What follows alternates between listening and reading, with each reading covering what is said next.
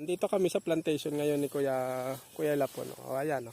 Ayan, si Kuya Fred. Pinagdidiskusyon na namin yung mga tanim ni Kuya Lapon. At tingnan mo naman ang mga tanim ni Kuya Lapon.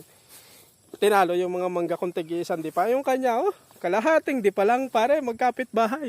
Tingnan mo yung dalawa oh. Makakalahating di pa kulang yan. Oh. Sabi niya, paunahan na lang tayo paglaki. Ayun, oh, may bansot dun sa dulo. Pero ang dami oh. Ayan oh, tingnan mo oh.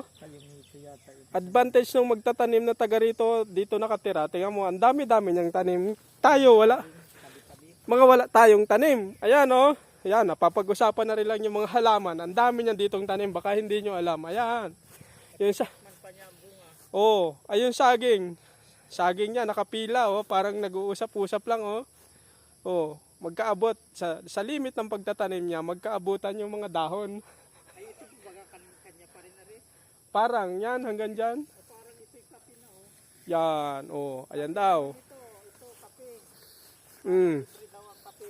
Libre marites na tayo ha. Ito ang update natin dito sa likod ng cable. Meron po tayong isang kapamilya dito. Ayan, masipag siyang magtanim. Oh, tingnan mo mga tanim niya. Oh, ayan, oh, malala. Libre na raw ang kape dito.